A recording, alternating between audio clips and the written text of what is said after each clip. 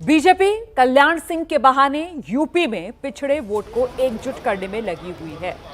दरअसल आज बीजेपी के कद्दावर नेता रहे उत्तर प्रदेश के पूर्व मुख्यमंत्री कल्याण सिंह की 13वीं भी है और इसमें यूपी बीजेपी के तमाम दिग्गज नेता शामिल होने के लिए पहुंच रहे हैं। तस्वीरें आपके सामने।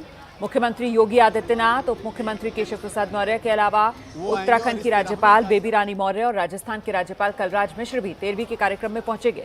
हम सीधे आपको लेकर चलते हैं। मेरे साथ मेरे सहयोगी नीरज पांडे इस वक्त मौजूद हैं। जरा जानते हैं नीरज से कि वो जो मौका है वहीं पर मौजूद हैं। इस बीच कौन कौन से बड़े बीजेपी के नेता आप देख पा रहे हैं अभी तक जो पहुंचे हैं? तस्वीरें दिखाइए जरा नीरज।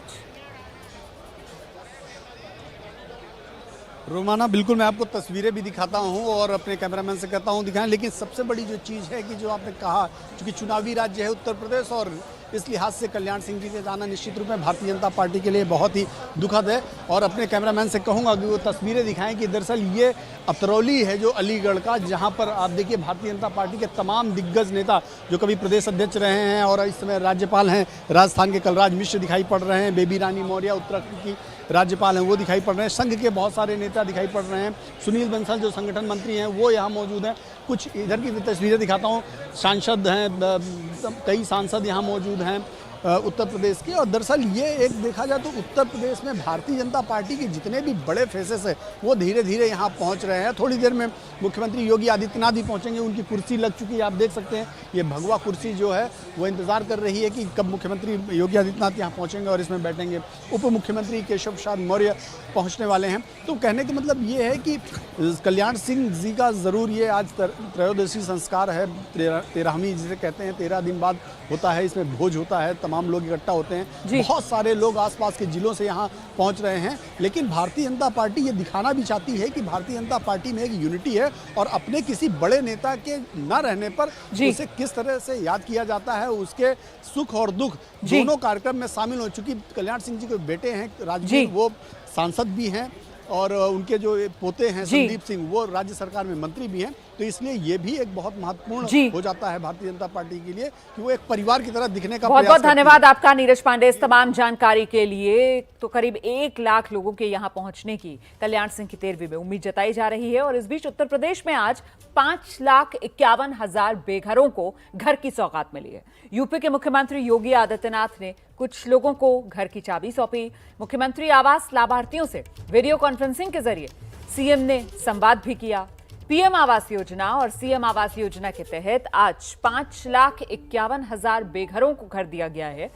सीएम योगी आदित्यनाथ ने कहा है कि पिछले 4 साल के दौरान 41,73,000 लोगों को शहरी और ग्रामीण क्षेत्र में घर दिए गए हैं।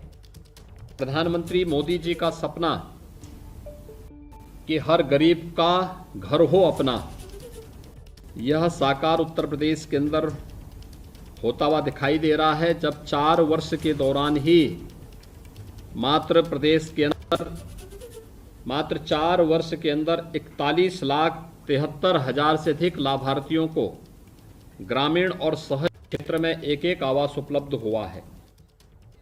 हम सीधे आपको लेकर चलते हैं। मेरे साथ मेरे वरिष्ठ सहयोगी पंकज झा इस वक्त मौजूद हैं और पंकज से जरा समझते हैं कि 2019 लोकसभा चुनाव जब था तो उज्ज्वला योजना, ये माना गया था कि उज्ज्वला योजना ने बड़ी महत्वपूर्ण भूमिका निभाई है सरकार के पक्ष में लोगों की राय बनाने में। ऐसे में 2022 उत्तर प्रदेश विधानसभा चुनाव और ये जो घर योजना है, क्या आपको लगता है कि ये योगी सरकार के लिए महत्वपूर्ण साबित हो सकती है?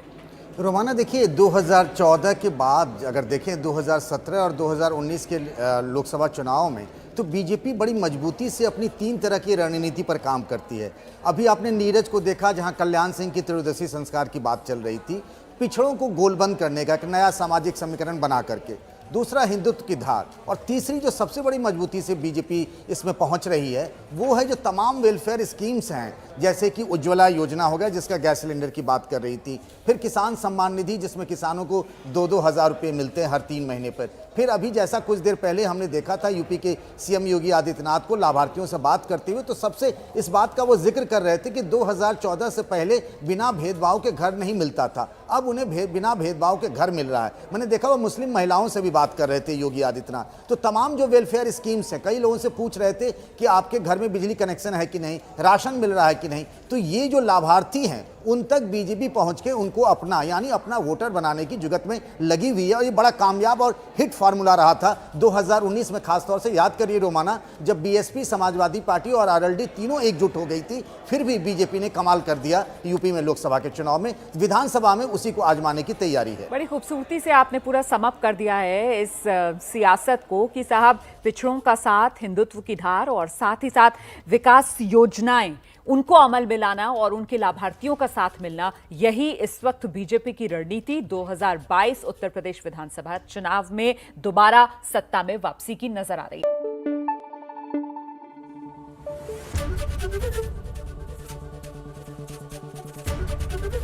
एबीपी न्यूज आपको रखे आगे।